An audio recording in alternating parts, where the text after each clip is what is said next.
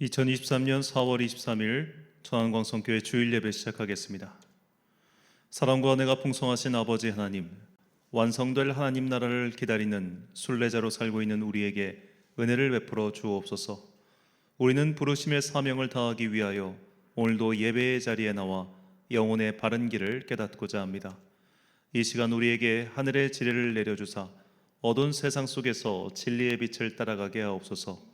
어둠을 밝히는 영원한 빛이신 예수님의 이름으로 기원하옵나이다. 아멘. 사도신경으로 우리의 신앙을 고백하겠습니다. 나는 전능하신 아버지 하나님 천지의 창조주를 믿습니다. 나는 그의 유일하신 아들 우리 주 예수 그리스도를 믿습니다. 그는 성령으로 잉태되어 동정녀 마리아에게서 나시고 본디오 빌라도에게 고난을 받아 십자가에 못 박혀 죽으시고 장사된 지 사흘 만에 죽은 자 가운데서 다시 살아나셨으며 하늘에 오르시어 전능하신 아버지 하나님 우편에 앉아 계시다가 거기로부터 살아있는 자와 죽은 자를 심판하러 오십니다. 나는 성령을 믿으며 거룩한 공교회와 성도의 교제와 죄를 용서받는 것과 몸의 부활과 영생을 믿습니다. 아멘. 찬송가 9장 찬양하겠습니다.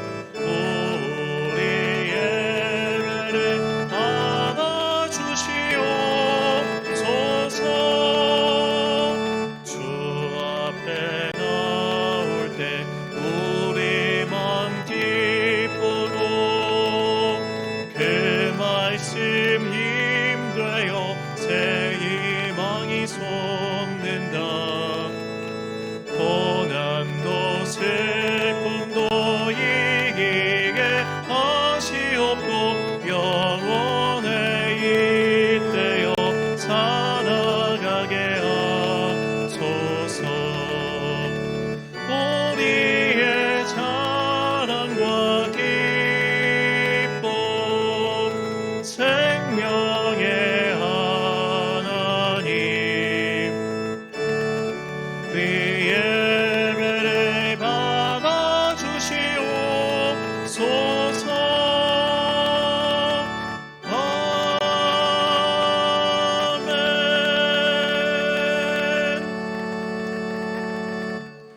한 주간 동안 하나님과 나만 아는 죄를 고백하며 침묵으로 참회의 기도를 드리겠습니다.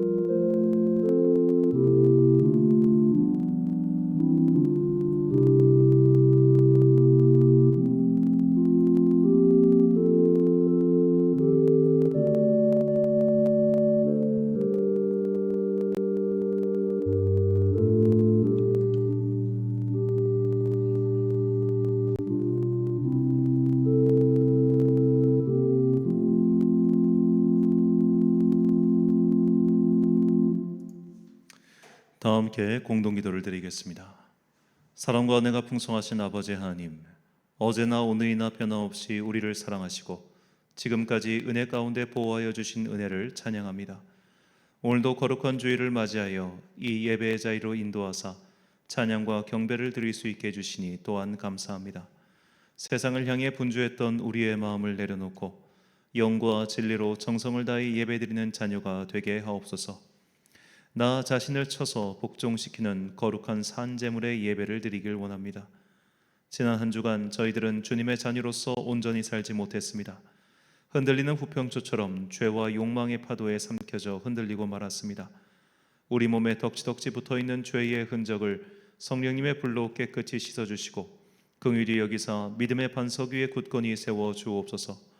사랑의 하나님, 이 나라와 민족을 기억하여 주시고 능력의 손으로 붙잡아 주시길 소망합니다. 염소와 양을 구분하는 마지막 때가 가까이 왔으니 끝까지 믿음을 지키는 민족이 되게 하시고 진리의 등불을 켜고 예수님을 맞이하는 거룩한 신부가 되게 하옵소서. 끝까지 포기하지 않고 기도하며 예배드리는 북한의 지하교회를 축복하시고 그들의 고통이 속히 그치게 하옵소서. 아프리카 수단의 내전이 극심하여 수백 명의 사람들이 사망하고 우리 교민들 또한 급히 대피하게 되었습니다. 이들의 대피 여정을 지켜주시고 무엇보다 그 땅의 피 흘림이 속히 그치고 평화의 기쁜 소식이 전해지게 하옵소서. 내전과 민족 갈등으로 수십 년째 피를 흘리고 있는 아프리카의 여러 나라에 평화의 왕으로 오신 예수님의 은혜가 임하게 하옵소서. 이 시간 오직 주님만 영광 받으시고 우리에게는 넘치는 은혜와 축복의 시간이 되게 하옵소서. 이 모든 간구와 함께 주님의 은총과 자비를 구하며 주님께서 가르쳐 주신 기도를 드리오니, 하늘에 계신 우리 아버지, 아버지의 이름을 거룩하게 하시며 아버지의 나라가 오게 하시며 아버지의 뜻이 하늘에서와 같이 땅에서도 이루어지게 하소서. 오늘 우리에게 일용할 양식을 주시고 우리가 우리에게 잘못한 사람을 용서하여 준 것 같이 우리 죄를 용서하여 주시고 우리를 시험에 빠지지 않게 하시고 악에서 구하소서. 나라와 권능과 영광이 영원히 아버지의 것입니다. 아멘.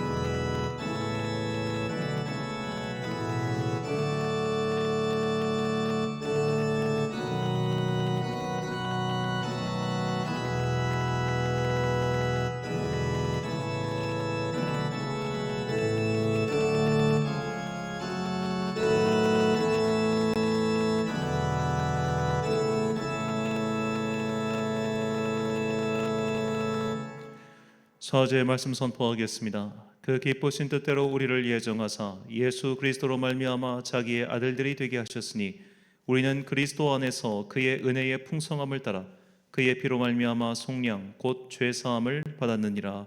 아멘. 현실의 어려움과 믿음의 도전이 함께 닥쳐오는 시절입니다. 날이 갈수록 우리에게 필요한 것은 주님의 은총입니다. 사람의 힘과 세상의 무기 등을 의지하지 말고 하나님의 경륜을 바라보며 오늘도 그리고 앞으로도 하나님의 뜻을 실천하며 살아가는 주님의 제자가 되시길 간절히 소망합니다. 교독문 62번을 함께 교독하시겠습니다. 여호와여, 내 기도를 들으시며 내 간구에 귀를 기울이시고 주의 진실과 의로 내게 응답하소서. 주의 종에게 심판을 행하지 마소서. 주의 눈앞에는 의로운 인생이 하나도 없나이다. 원수가 내 영혼을 핍박하며 내 생명을 땅에 엎어서 나로 죽은 지 오랜 자같이 나를 암흑 속에 두었나이다. 그러므로 내 심령이 속에서 상하며 내 마음이 내 속에서 참담하니이다. 내가 옛날을 기억하고 주의 모든 행하신 것을 읊조리며 주의 손이 행하는 일을 생각하고 주를 향하여 손을 펴고 내 영혼이 마른 땅같이 주를 사모하나이다. 여호와여, 속히 내게 응답하소서. 내 영이 피곤하니이다. 여호와여, 주의 이름을 위하여 나를 살리시고 주의 의로 내 영혼을 환난에서 이끌어내소서. 주의 인자하심으로 나의 원수들을 끊으시고 내 영혼을 괴롭게 하는 자를 다 멸하소서. 나는 주의 종이니이다. 아멘. 찬송가 337장 찬양하겠습니다.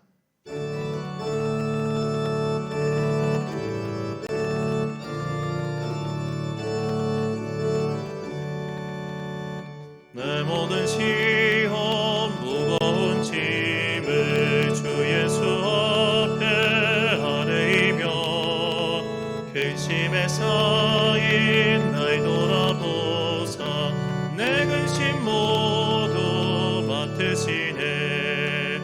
무거운 짐을 나 홀로 지고 견디다 못해 쓰러질 때 불쌍히 여겨 구원해 주리. 은혜의 주님 오직 예수. 내 모든 괴로움 닥치는 환난 주 예수 앞에 아뢰이며 주께서 친히 날 구해 주사 넓으신 사랑 베푸시네. 무거운 짐을 나 홀로 지고 견디다 못해 쓰러질 때 불쌍히 여겨 구원해 주리. 은혜의 주님 오직 예수. 점점 무거워질 때 주 예수 앞에 아뢰이며 주께서 친히 날 구해 주사 내 대신 짐을 져주시네. 무거운 짐을 나 홀로 지고 견디다 못해 쓰러질 때 불쌍히 여겨 구원해 주리. 은혜의 주님 오직 예수. 마음의 시험 무서운 죄를 주 예수 앞에 아뢰이며 예수는 나의 능력이 되사 세상을 이길 힘 주시네. 무거운 짐을 나 홀로 지고 견디다 못해 쓰러질 때 불쌍히 여겨 구원해 주리. 은혜의 주님 오직 예수. 지난주 봉헌하신 분들입니다. 김종학 집사님 가정에서 주정금 및 11조 드리셨고요. 송 집사님 가정에서 11조금 드리셨습니다. 김순인 권사님 11조금 드리셨습니다. 감사합니다. 감사헌금 이한결 목사 드렸고요. 성교헌금 건축헌금 오용원 집사님 드리셨습니다. 1,000분제헌금 보시는 바와 같습니다. 천안아산노회 정기노회가 내일 오전 9시에 온양제일교회에서 있습니다. 제가 다녀오는데 모든 순서가 은혜 가운데 잘 마무리될 수 있도록 함께 기도해 주시길 부탁드립니다. 벌써 이제 다음 주면 4월의 마지막 주일입니다. 이렇게 또 4월이 모두 지나가는데요. 이제 특별히 지금 미세먼지도 심하고 일교차도 심합니다. 우리 성도 여러분 항상 건강 주의하시고 제가 항상 우리 성도님들의 건강을 위해서 또 기도하고 있습니다. 오늘 우리가 드린 예물 위하여 제가 기도하겠습니다.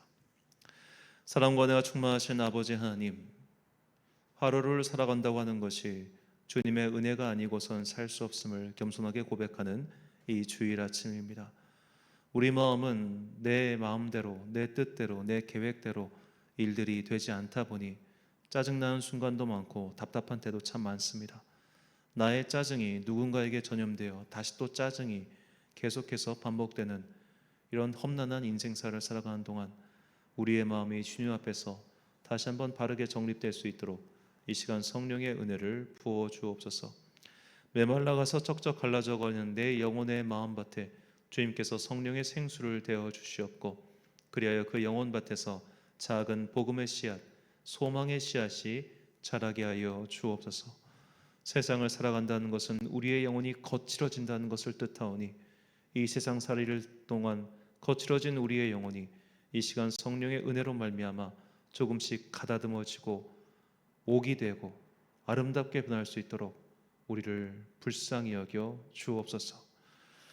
이 시간 우리가 귀한 예물을 주님께 바칩니다. 이 예물을 드리는 것은 나의 마음이 이 세상의 돈과 명예에 성공해 있지 아니하고 오직 하나님께 있음을 증거함입니다. 경제적으로 어려워지는 이 시기에 우리는 더욱더 나의 삶의 소망이 하늘나라에 있음을 증거하기 위하여 이 예물을 드립니다. 이 예물을 드리는 우리의 손 위에 주님의 은혜를 채워 주옵소서. 이제 주님의 말씀을 듣습니다. 이 말씀이 험한 세상 살아가는 동안 우리에게 진리의 등대가 되길 간절히 소망하오며 이 모든 말씀 우리 구주 예수 그리스도의 이름으로 기도드립니다. 아멘.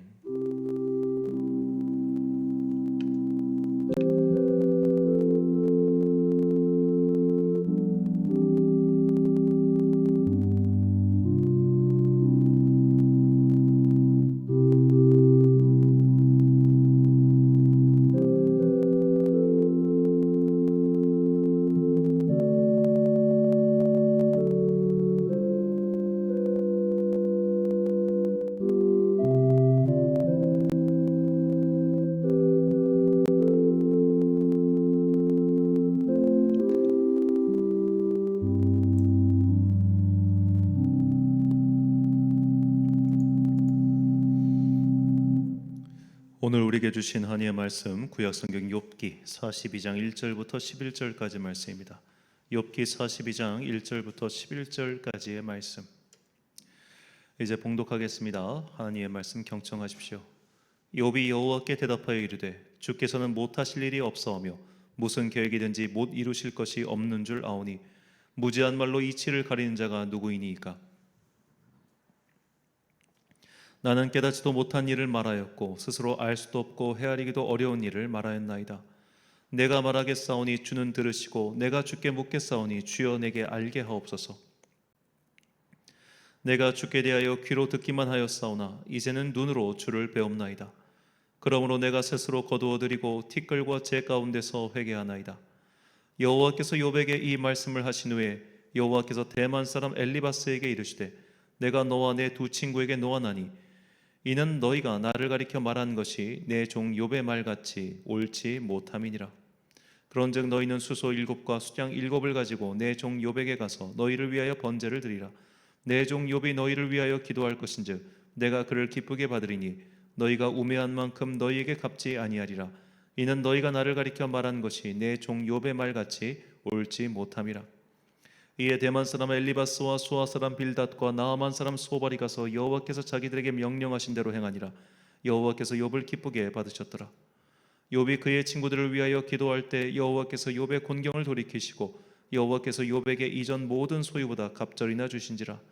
이에 그의 모든 형제와 자매와 이전에 알던 이들이 다 와서 그의 집에서 그와 함께 음식을 먹고 여호와께서 그에게 내리신 모든 재앙에 관하여 그를 위하여 슬퍼하며 위로하고 각각 캐시타 하나씩과 금고리 하나씩을 주었더라. 아멘. 그래도 힘을 내봐요 란 제목으로 하나님의 말씀 선포하겠습니다. 작년 전반기에 2022년 전반기에 발표한 한국은행 자료에 따르면 우리나라 가계부채가 1862조입니다. 그러니까 2021년도 가계부채가 1862조니까 아마 올해 연말쯤이면 가계부채가 2000조를 돌파하지 않을까 그렇게 생각하는 것이죠. 가계부채, 한마디로 지금 우리나라는 소득에 비해서 빚이 너무 많은 상태라는 겁니다. 이미 10년 전에 처분 가능한 소득 대비 가계부채 비율이 153%였는데 현재는 210%입니다. 그러니까 소득보다 빚이 2배 많은 상태라는 거예요. 금액으로 치면 10년 전부터 해마다 100조가량 부채 비율이 증가하고 있습니다. 자, 여기에 이제 전세 보증금을 넣으면은 훨씬 올라가지요. 어떤 사람들은 이게 다 전부 다 전 정권 탓이다라고 말을 하지만 사실 10년 전부터 꾸준히 이 가계부채 비율은 증가하고 있습니다. 이런 가계부채의 흐름은 아마도 가속화될 수밖에 없을 것 같다고들 하지요. 왜냐하면 이게 가계부채를 결국 진정시키려면 금리를 오르고 대출을 막아야 되는데 금리를 오르고 대출을 막아버리면 이제는 새로운 사업의 그 윤활유가 사라지는 겁니다. 그러니까 대출을 못하게 되면 사람들이 당연히 더 사업에 위축되고 투자가 위축되고 더군다나 소비도 위축될 수밖에 없다 보니까 내수 경제가 돌아가지 않게 되는 것이죠. 그러니까 자본시장 경제에서 이 빚이라고 하는 것은 어쩔 수 없이 존재해야 되는데 이 빚이 너무 많아지면 위기가 닥친다는 겁니다. 자, 이렇게 가계부채의 규모가 커지다가 마침내 임계점을 넘어 뻥 하고 터진 게 2008년도에 있었던 미국발 금융위기죠. 이때 금융위기로 인해 미국의 실업률이 크게 증가하고 여러 가지 어려움을 겪었던 것을 우리가 알고 있습니다. 자, 이처럼 가계부채의 증가는 언제 터질지 모르는 시한폭탄이라 우리가 정말 조심해야 합니다. 자, 그렇다면 이 경제의 문외한인 저도 알고 있는 내용을 이 전문가들이 과연 모르겠습니까? 이 가계부채 증가 문제는 벌써 10년도 전부터 꾸준하게 제시되었던 사안입니다. 그렇다면 이제 우리나라 경제 전문가들이 이 일을 막기 위해서 10년도 전부터 계속해서 노력해 왔지만 성과가 없었다는 뜻이 되는 것이죠. 어제 이제 이 시사 라디오를 듣다가 이 가계부채 문제에 대해서 이제 심각하게 토론하는 것을 들었는데 이제 이 담당자가 그렇게 얘기하는 거예요. 이거 허망하다는 겁니다. 10년 동안 여러 가지 대책을 내놓고 경고도 하고 했지만 이런 흐름을 막을 수가 없었다는 거예요. 더구나 이제 코로나가 터지니까 어쩔 수 없이 국가에서는 이런 가계부채가 증가하는 것을 막을 수도 없었던 그런 상황이었다고도 합니다. 자, 이렇게 그 뉴스에 주목하면서 저에게 들었던 마음은 굉장한 허망함이었습니다. 자, 우리가 노력해도 이렇게 여러 가지 뜻하지 않은 상황 때문에 그 노력이 물거품처럼 사라질 때가 있다는 것이죠. 위기를 경고했고 또 위기에 봉착하지 않기 위해 꾸준히 노력했지만 결국 거대한 흐름을 막을 수 없어 임계점에 도달한 이 가계부채의 현황처럼 우리가 정말 열심히 살고 노력하고 힘을 내지만 여러 가지 정황 때문에 그 노력의 결과를 맺지 못하는 때가 얼마나 많습니까? 과거의 실패 사례에서 배우고 또 다른 사람들의 경고를 귀담아 들으면서 조심조심 걸어갔음에도 불구하고 망하는 사례가 어디 한둘이겠습니까?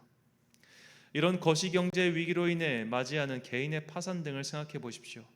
나는 최선을 다해 열심히 살았지만 이런 거대한 흐름 속에서 망하는 그런 사람들 말입니다. 30년 전 우리가 겪었던 IMF 사태가 그렇지 않습니까? 나는 열심히 살았는데, 나는 최선을 다했는데 회사가 망했어요. 나는 열심히 저축해서 은행에 고이 모셔놨는데 은행이 망했어요. 이처럼 최선을 다했지만 결과가 좋지 않을 때, 아니 좋지 않은 정도가 아니라 내가 열심히 한 그것이 오히려 내 목을 졸라올 때 우리는 허망함을 느끼고 삶의 회의가 찾아오지요. 내가 그동안 수고하고 힘쓴 일의 결과가 고작 이것인가 라는 그런 생각 말입니다. 그 허탈하고 속상한 마음은 아마 경험해보지 않은 사람들은 알 수가 없을 겁니다. 성경에도 이런 상황에 처한 이들이 참 많이 등장합니다. 거대한 세상의 흐름 속에서 열심히 살았지만 그 결과가 좋지 않아 큰 허무함과 허탈감을 느꼈던 사람들 말이죠. 이 중에는 차라리 죽는 게 낫겠다라며 인생의 끈을 스스로 놓아버리길 바랬던 사람도 있었습니다. 그렇다면 성경의 등장인물 속에서 이렇게 인생의 허무함과 인생의 위기를 만났을 때 그들은 어떻게 이런 위기를 극복했을까요? 오늘 우리는 최선을 다해서 살았지만 결국 실패를 만났을 때 그 실패와 위기를 딛고 일어선 사람들의 이야기를 통해 오늘을 살아갈 지혜를 얻고자 합니다. 스스로 극복하기 힘든 위기를 만났을 때 다시 힘을 내어 살아가기 위한 그 첫 번째 모델을 우리는 엘리야를 통해서 배울 수 있습니다. 엘리야는 북이스라엘 오므리 왕조 때 활동한 선지자입니다. 아합 왕의 아버지인 오므리는 원래 북이스라엘의 장군이었는데 반란을 일으켜 왕위를 찬탈하였죠. 이 시기가 얼마나 혼란한 시기였냐면 이때가 남유다 왕 아사 때인데 남유다 왕 아사가 40년을 다스리는 동안 이때 북이스라엘의 임금이 4번이나 바뀝니다. 북이스라엘의 첫 번째 왕인 여로보암 1세가 죽은 후 오므리가 왕이 오를 때까지는 불과 30년 동안 벌어진 일이지요. 2번의 반란이 있었고 왕위의 찬탈이 있었습니다. 그래서 오므리는 이 북이스라엘의 수도를 사마리아로 천도하고 북쪽의 무역 국가였던 페니키아와 교역을 강화하여 국가의 내실을 다졌죠. 오므리가 10년 동안 나라를 다스리면서 정권에 안정되었고 그의 아들 아합이 20년 동안 나라를 다스리며 그제서야 북이스라엘은 국가가 외적으로는 정상화되었습니다. 여기서 외적 정상화란 군사, 경제, 정치적 분야를 뜻하죠. 하지만 그들의 속사정, 즉 그 나라의 영혼, 그 나라의 영적 상태는 그야말로 최악을 향해 치닫고 있었습니다. 그들은 하나님을 버리고 이방의 신인 바알과 아세라를 섬기는데 더욱 열중하였기 때문이죠. 엘리야는 이런 시기에 하나님의 부름을 받았습니다. 엘리야에게는 소망이 있었습니다. 비록 우리가 지금은 영적 암흑기를 지나가고 있지만 하나님께서 나를 통하여 과거의 그 믿음의 영광을 회복시켜 주실 것이다 라는 그런 소망 말이죠. 우리는 조상 때의 신앙을 회복할 수 있다. 과거의 여호와 하나님을 섬기는 그 영화를 회복할 수 있다. 이것이 바로 엘리야의 소망이었고 그가 열심히 살았던 이유였습니다. 하지만 그가 최선을 다해 하나님의 선지자로 살았음에도 불구하고 이러한 변화는 오지 않았지요. 북이스라엘 백성들은 하나님의 심판으로 임한 가뭄 앞에서도 그들을 돌이키지 않았습니다. 갈멜산에서 바알과 아세라의 선지자들에게 하늘에서 내려온 불의 심판을 목도하였음에도 그들의 신앙이 변하지 않았습니다. 오히려 엘리야를 죽이려고 하는 이 아세라의 이세벨 그 왕의 왕비의 더 그런 심한 공격만 있었을 뿐이죠. 엘리야가 바로 이때 무너집니다. 내가 아무리 열심히 살아도, 내가 아무리 하나님의 말씀을 지키고 전하며 살아도 이 거대한 흐름을 막을 수도 없고 또 바꿀 수도 없구나. 내가 그동안 했던 모든 것이 다 이렇게 허망한 일이었구나 라는 생각이 들었습니다. 그래서 엘리야는 하나님께 나를 그만 데려가시라고 그렇게 기도하죠. 열왕기상 19장 4절 말씀. 자기 자신은 광야로 들어가 하룻길쯤 가서 한 로뎀나무 아래 앉아서 자기가 죽기를 원하여 이르되 여호와여 넉넉하오니 지금 내 생명을 거두시옵소서. 나는 내 조상들보다 낫지 못하니이다 하고. 자, 이 넉넉하다란 표현 안에 엘리야의 심경이 담겨 있죠. 이제는 충분하다. 이제 내 할 일을 다 했다. 그러니 그만 나를 데려가시라. 내 꿈은 꺾였다. 내 소망은 산산이 부서졌다라고 지금 엘리야는 말하고 있는 겁니다. 오늘 살펴볼 사람들의 내적 상황은 대동소이하죠. 허망함, 절망감 등등이 그들을 감싸고 있는 겁니다. 자, 이렇게 완전히 내 마음이, 내 의지가 바닥을 찍었을 때 다시 엘리야를 일으켜 세운 것은 무엇이었을까요? 하나님 체험이었을까요? 영적인 깨달음이었을까요? 아닙니다. 엘리야를 일으켜 세운 것은 아직도 바알에게 무릎 꿇지 않은 그의 믿음의 동지들이었습니다. 열왕기상 19장 18절 말씀. 그러나 내가 이스라엘 가운데 7천 명을 남기리니 다 바알에게 무릎을 꿇지 아니하고 다 바알에게 입맞추지 아니한 자니라. 아멘. 엘리야는 혼자서 이 일을 하고 있다고 생각했습니다. 하지만 아직 하나님께서 정하신 후계자 엘리사가 있었습니다. 그리고 엘리사를 비롯한 바알을 믿지 않고 여호와 하나님을 신뢰하는 자들이 7천 명이나 남아 있었습니다. 선지자 후보생들이 있었습니다. 이런 식으로 아직도 믿음을 지키고 있는 나의 동료들, 동역자들이 있구나. 엘리야가 그것을 하나님께로부터 그 소식을 전해 들었을 때 그는 다시 한번 남겨진 자신의 소명을 향하여 달려갈 수 있게 되었던 것이죠. 우리에게도 이런 순간이 있습니다. 우리가 낙심하게 될 때는 야, 하나님은 없어, 하나님은 나를 만나주지 않으셨어, 이럴 때가 아니에요. 혼자서 이 일을 다 감당해야 될 때입니다. 하나님, 내가 하나님을 믿는 믿음은 변하지 않았습니다. 그런데 내가 혼자서 이 일을 감당하기가 너무 힘듭니다 라고 할 때 우리 마음이 꺾이는 거죠. 하나님께서 분명히 계심에도 불구하고 그 하나님께서 지금도 내 기도를 들으시고 이 성경을 통해서 나에게 말씀하고 있다는 것을, 이 믿음은 분명히 있지만 도와주는 사람이 없을 때, 함께 해주는 사람이 없을 때, 동역자가 없을 때 우리는 쉬이 마음이 꺾일 때가 있습니다.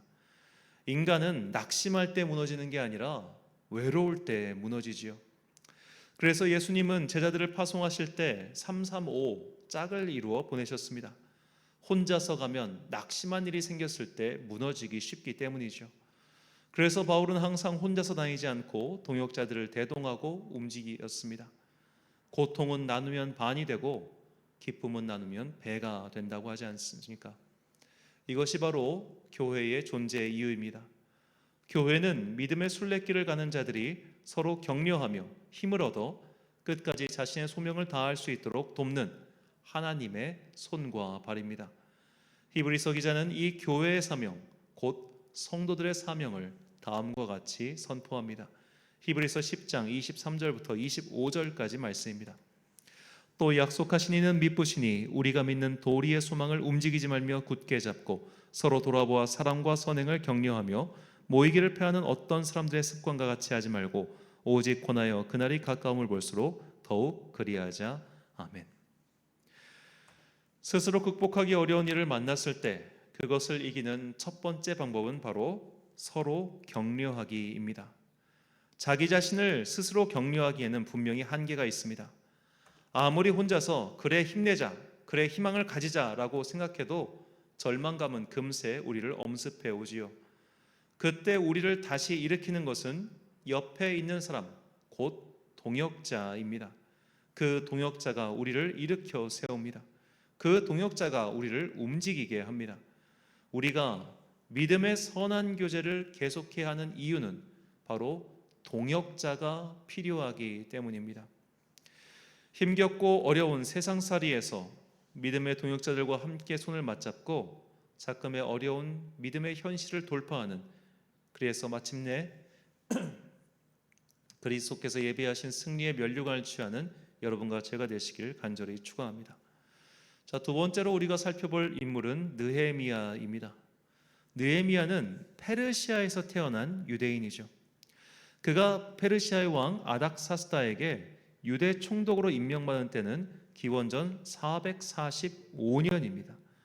이미 바벨론이 멸망한 지 90년이 흘렀고 유다가 망한 지는 140년은 지났을 때입니다. 자, 이것을 본다면 어떻게 비유할 수 있을까요? 이것은 마치 미국으로 이민 간 한국인인데 이들이 한국인 2세도 아니고 거의 한국인 4세 정도가 됐다고 그렇게 생각하시면 됩니다. 자, 지금 한인 한 3세, 4세, 지금 한 한인 4세대쯤 되겠죠? 그들은 한국어 잘 못합니다. 거의 그들은 그냥 미국 사람이고 미국어를 쓴다고 생각하시면 돼요. 자, 지금부터 140년에 만주에 살고 있던 조선족들은 자신들이 조선 사람이라고 생각했습니다. 그래서 지금 연변에 사는 조선족 분들이 자기들 조선 사람이라고 생각할까요? 조선 말을 할 줄 아는 중국인이라고 생각합니다. 그냥 소수민족 중국인 그렇게 생각하고 계세요. 자, 마찬가지로 느헤미야는 얼마든지 자신의 정체성을 유대인이 아니라 페르시아인으로 생각하고 살 수 있는 사람이었습니다. 더구나 그는 페르시아의 고관이었습니다. 그랬으니 그가 유대인의 옛날 히브리어에 익숙하겠습니까? 히브리 문화에 익숙하겠습니까? 그는 페르시아 사람이고 국제인이었어요. 그럼에도 불구하고 그는 이 자신의 뿌리가 되는 그 나라에 위기가 닥쳤을 때 그 소식을 듣고 울면서 금식하며 하나님께 기도하죠. 느헤미야 1장 4절 말씀. 내가 이 말을 듣고 앉아서 울고 수일 동안 슬퍼하며 하늘의 하나님 앞에 금식하며 기도하여. 자, 느헤미야는 지금 유대 땅에서 벌어지는 소식을 듣고 슬퍼하며 기도합니다.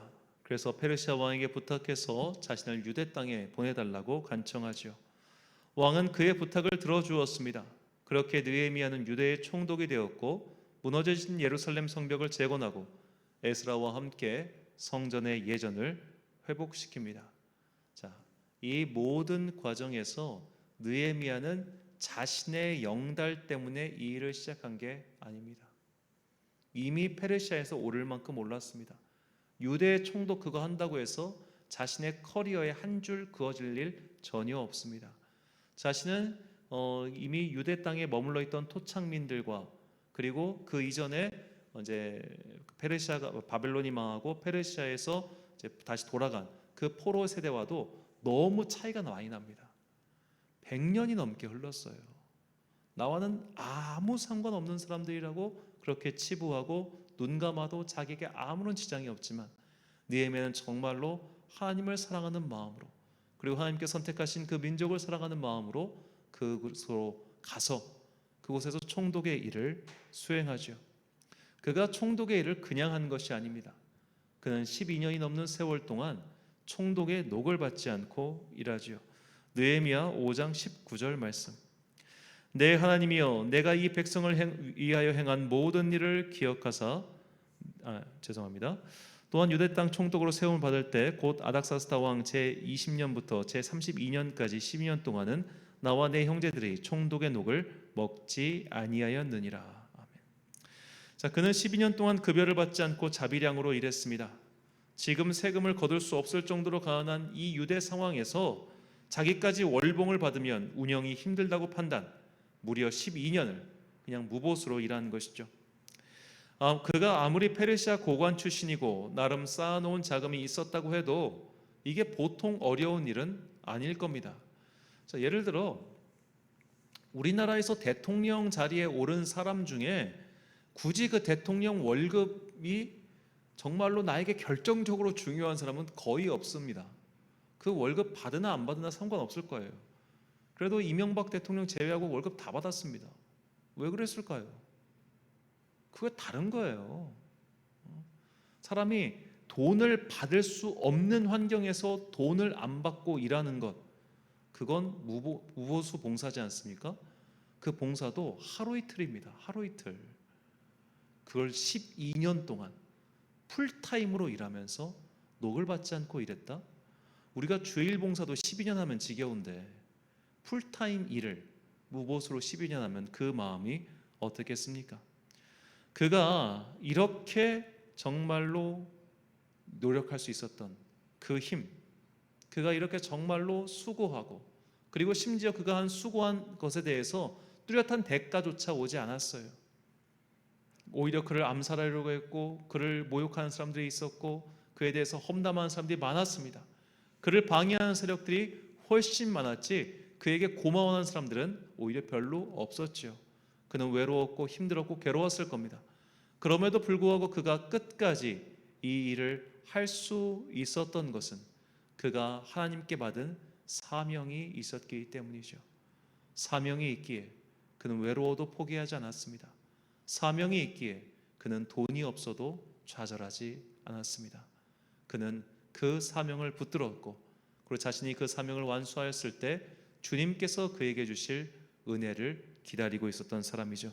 느헤미야 5장 19절 말씀입니다. 내 하나님이여, 내가 이 백성을 위하여 행한 모든 일을 기억하사 내게 은혜를 베푸시옵소서. 아멘. 자, 이것이 스스로 극복하기 어려운 일을 만났을 때 그 위기를 극복하는 두 번째 방법입니다. 바로 사명을 붙드는 것이죠. 우리는 모든 것이 주님의 섭리 안에서 이루어져 가고 있음을 믿습니다. 내가 지금 여기 서 있는 이유는 바로 주님께서 나를 이곳에 부르셨기 때문이지요. 이 사명의 기한이 언제까지인지는 아무도 모릅니다. 하지만 그 사명이 끝날 때까지 우리는 최선을 다해서 그 사명을 지키려고 노력하는 것이죠. 당연히 힘들고 외롭고 답답하고 짜증날 때도 많을 겁니다. 하지만 사명이 분명한 사람은 자신의 외부의 변화에 따라 이 사명이 변하지 않을 겁니다. 사명은 분명합니다. 항상. 다만 그 사명을 감당할 힘이 있느냐 없느냐의 여부일 뿐이죠. 그래서 우리는 힘을 내어도 변화가 없을 때, 정말 진력하여 무언가를 전심전력으로 수행했지만 성과가 없을 때, 그래서 무너질 것 같고 답답하고 속상할 때 사명을 다시 점검해야 합니다. 바울은 고린도 교회에 최선을 다했습니다. 하지만 고린도 교회는 답답할 만큼 변하지 않았죠. 속상하고 짜증나고 다 때려치고 싶은 그 순간에도 바울은 그런 마음에 넘어가지 않았습니다. 그의 사명이 분명했기 때문이죠. 고린도전서 9장 17절과 18절 말씀입니다. 내가 내 자의로 이것을 행하면 상을 얻으려니와 내가 자의로 아니한다 할지라도 나는 사명을 받았노라. 그런즉 내 상이 무엇이냐? 내가 복음을 전할 때 값없이 전하고 복음으로 말미암아 내게 있는 권리를 다 쓰지 아니하는 이것이로다. 아멘. 최선을 다했지만 성과가 없으십니까? 온 힘을 다 쏟았지만 눈에 띄는 변화가 일어나지 않습니까? 그래서 힘이 빠지고 속상할 때 다시 사명을 붙드십시오. 우리 주님께서는 끝까지 사명을 붙들었던 나를 기억하시고 반드시 은혜로 갚아주실 것입니다. 이 느헤미야의 승리와 믿음이 우리의 믿음이 되기를 간절히 소망합니다. 마지막 세 번째로 우리가 살펴볼 사람은 바로 욥입니다. 욥은 사실 하나님과 사탄 사이 내기에 휘말려서 엉뚱하게 화를 입은 사람이죠. 운칠기삼이라는 성어가 있습니다. 세상 일은 운이 7알이고 노력이 3알이라는 뜻이죠. 이것은 명나라 말기 사람 사이에서 회자되었던 기담의 내용입니다. 한 선비가 거듭 과거에 떨어지자 낙심하여 대들보에 목을 매달려고 합니다. 그런데 이대로 죽긴 너무 억울해가지고 이 옥황상제를 찾아가서 하소연을 해요. 이 옥황상제님, 내가 열심히 살아봤는데 성과가 없어요. 왜 그럴까요? 그러니까 옥황상제가 고심하다가 정의의 신과 그리고 운명의 신, 정의의 신과 운명의 신을 불러다가 이 술 대작을 시켰어요. 누가 이기나 보자 해가지고 해보니까 정의의 신은 술 3잔 마시고 이렇게 기부업했고, 이 운명의 신이 술을 7잔 마시고 기부업했다는 겁니다. 이것을 보고 옥황상제가 그에게 대답해요. 자, 봐라, 세상 일이 이렇다. 자, 이렇게 세상 일을 보면은 3의 이치가 있고 7의 운이 있다. 그러니까 3의 이치를 기대하고 열심히 살아봐. 이렇게 얘기를 했어요. 그리고 이게 그가 현세로 돌아왔다는 그런 괴담입니다. 세상 일은 이렇게 운이 중요하게 작용한다는 그런 이야기죠. 왜 세상 일이 이렇게 운이 중요하게 작용할까요? 학교에서처럼 그저 공부하면은 이렇게 성적이 올라가는, 왜 그런 세상이 아닐까요? 학교에서 만나는 세상은 2차원 세상입니다. X값, 노력이라는 값이 들어가면 Y값, 결과라는 값이 그냥 도출되는 그런 2차원적 세상이에요. 하지만 실제로 우리가 살고 있는 세상은 복잡게, 원인이 너무너무 복잡하다는 겁니다. 이 복잡한 원인을 일개 개인이 다 통제할 수가 없지요. 그래서 세상은 운칠기삼이다라는 겁니다. 운이 중요하다. 내가 이 일이 어떤 일을 결과로 나타날지 아무도 예측할 수 없다라는 거죠. 이 예측할 수 없는 결과에 휘말린 사람이 바로 욥입니다. 최선을 다해서 살았고 하나님의 말씀을 어김이 없었지만 그의 인생은 틀어졌고 결과가 매우 나빴어요. 이것이 어쩌면 오늘을 살고 있는 우리의 현실적 모습이라는 겁니다. 도무지 설명할 수 없는 고난을 만날 때가 있습니다. 최선을 다해서 노력했지만 결과가 아주 완전히 망가질 때가 너무나 많이 있습니다. 이 수많은 자영업자들 중에 내가 망할 줄 알고 자영업에 뛰어든 사람이 누가 있겠어요? 우리 교인들 봐도 사업장 예배를 다 드리면서 사업장 시작하지 않습니까? 이 사업장 위에 주님의 은혜가 임해달라고 다 기도하지 않습니까? 다들 그 사업장을 통해서 얻은 그 수입으로 주님께 영광을 돌리겠다고 다짐하고 시작하지 않습니까? 그런데도 망하는 일들이 부지기수입니다.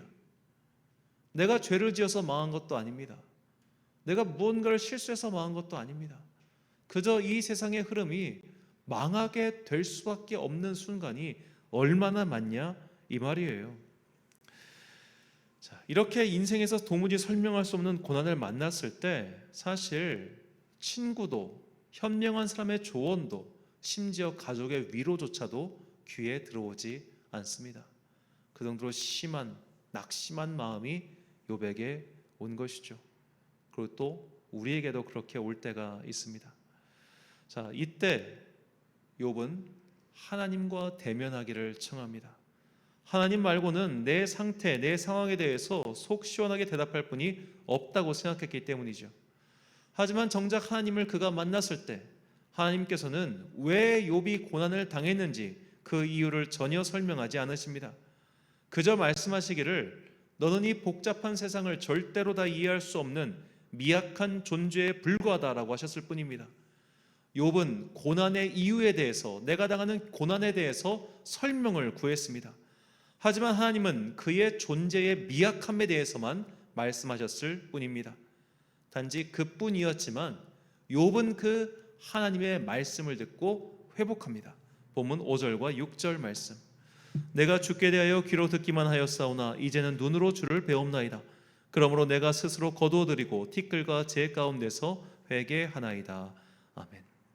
자, 이것은 욥이 죄를 지었기 때문에 회개한다는 그런 1차원적인 말이 아닙니다. 욥의 회개란 인간이라는 존재에 대한 깨달음의 고백이죠.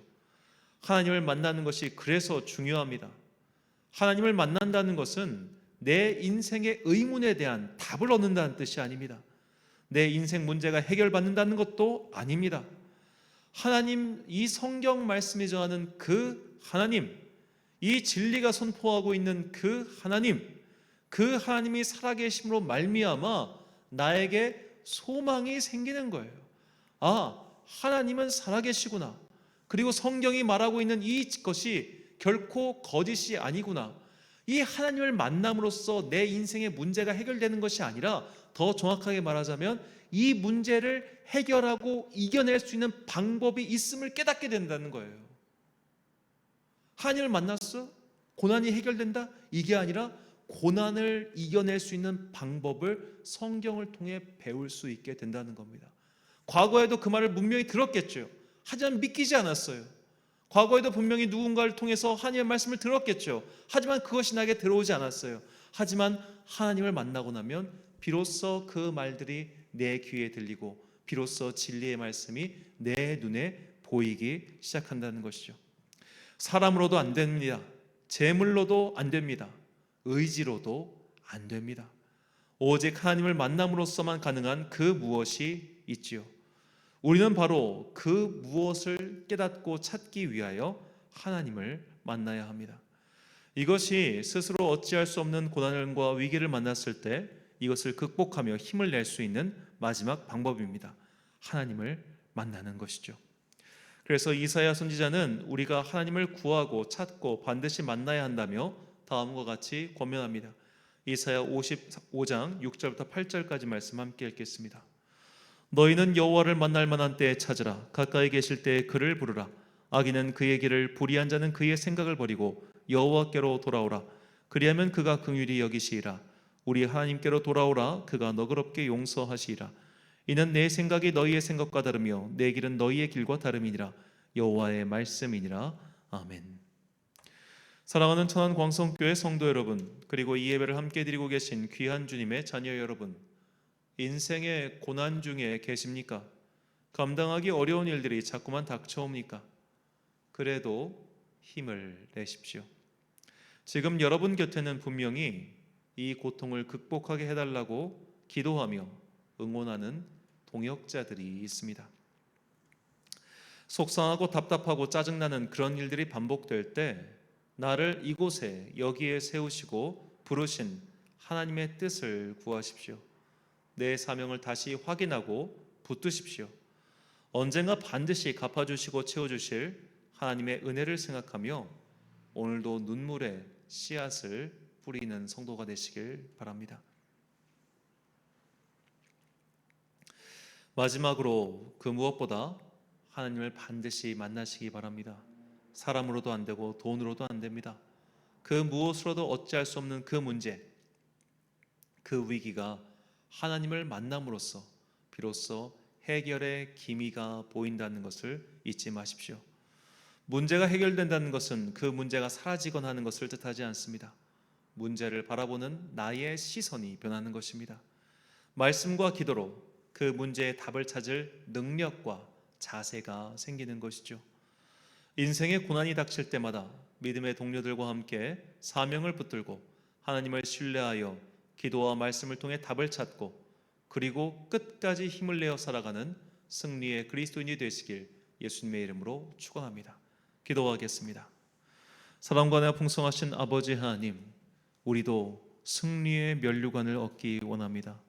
엘리야처럼, 느헤미야처럼, 욥처럼, 그리고 바울처럼, 그리고 예수님처럼 여러 가지 고난 중에도 끝까지 힘을 내어 마침내 주님께서 주신 그 면류관을 얻었던 믿음의 선배들처럼 우리도 최후의 최후의 최후까지 이 생명 다한 순간까지 힘을 내어 하나님을 붙들고 동역자들의 손을 잡고 주님을 만나 기도와 말씀을 통해 답을 얻어가는 주의 거룩한 자녀들 되게 하여 주옵소서. 오늘 이후로 앞으로도 이 생명 다하는 그 순간까지 그래도 힘을 내고 끝까지 힘을 내는 주의 거룩한 자녀들 되기를 간절히 소망하며 이 모든 말씀 우리 구주 예수 그리스도의 이름으로 기도드립니다. 아멘. 찬송가 412장 찬양하겠습니다.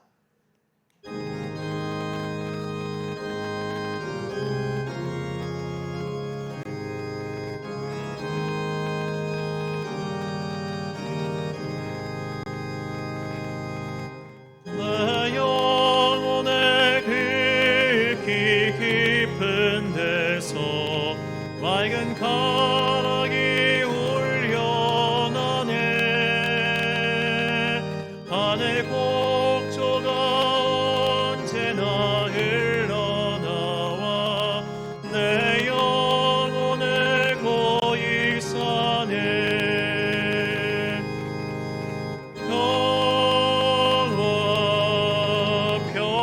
평화로다 하늘 위에서 내려오네.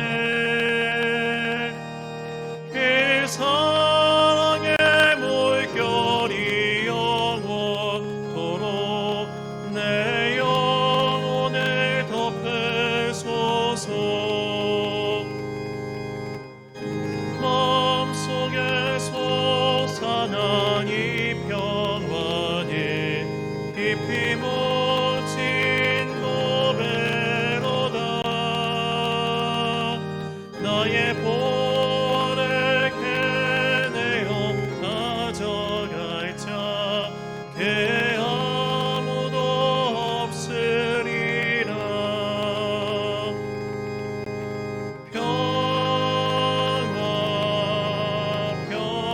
평화로다 하늘 위에서 내려오네.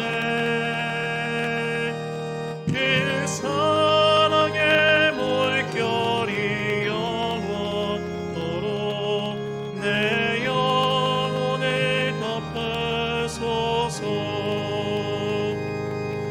내 영혼의 평화가 넘쳐나는 주의 큰 복을 받음이라.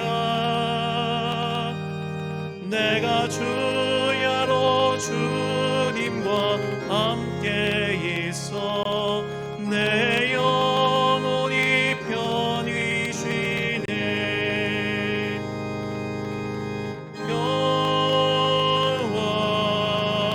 평화로다 하늘 위에서 내려오네. 사랑의 물결이 영원토록 내 영혼을 덮으소서. 이 땅 위에 험한 길 가는 동안 참된 평화가 어디 있나. 우리 모두 다 예수를 친구 삼아 참 평화를 누리겠네.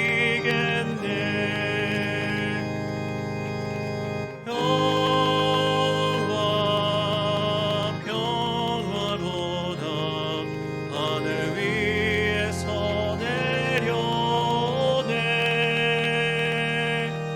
그 사랑의 물결이 영원토록 내 영혼을 덮으소서.